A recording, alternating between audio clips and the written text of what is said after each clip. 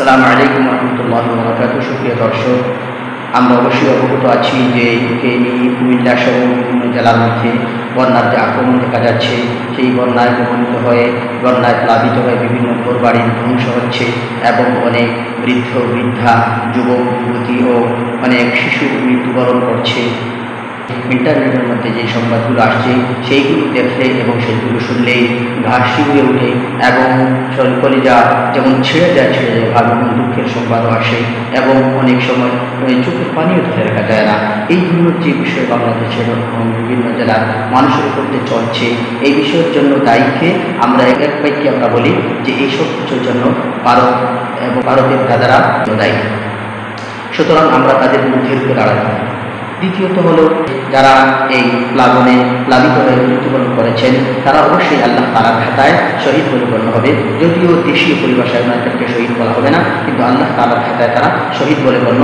যেমন মুসলিম রাহিমাহুল্লাহ হাদিস বর্ণনা করেছেন, নবী করিম সাল্লাল্লাহু আলাইহি ওয়াসাল্লাম অনেক শহীদের বর্ণনা দিতে গিয়ে বলেছেন, আল গরিবু শহীদ, যে ডুবে মারা যাবে সে শহীদ বলে গণ্য হবে।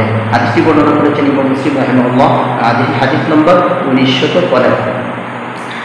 এই হাদিসের দ্বারা বোঝা যায় যারা মৃত্যুবরণ করবেন তারা শহীদ বলে গণ্য হবে।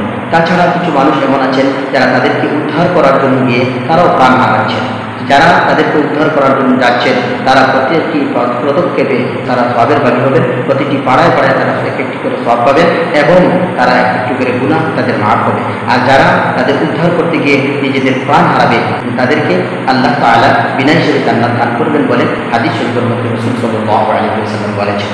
হাদিসটি বর্ণনা করেছেন ইমাম তাবারানী রাহিমাহুল্লাহ আল-মুআজ্জামুল আওসাত কিতাবের মধ্যে হাদিস নম্বর 3352। আবার এই হাদিসটি বর্ণনা করেছেন আল্লামা নুরুদ্দিন হায়দারি রাহিমাহুল্লাহ ওনার কিতাব মাজমাউজ যাওয়ায়েদের মধ্যে হাদিস নম্বর 13750। তো যারা তাদেরকে উদ্ধার করতে গিয়ে নিজেদের প্রাণ হারাবে তারা বেবিনা হিসেবে জান্নাত যাবে। তো আমাদের কাজ হলো আমরা তাদেরকে দোয়া করব এবং যেগুলোভাবে আমরা তাদেরকে সহযোগিতা করব এবং তাদের পাশে দাঁড়াবো এবং তাদেরকে উদ্ধারের জন্য আমরা চেষ্টা করব।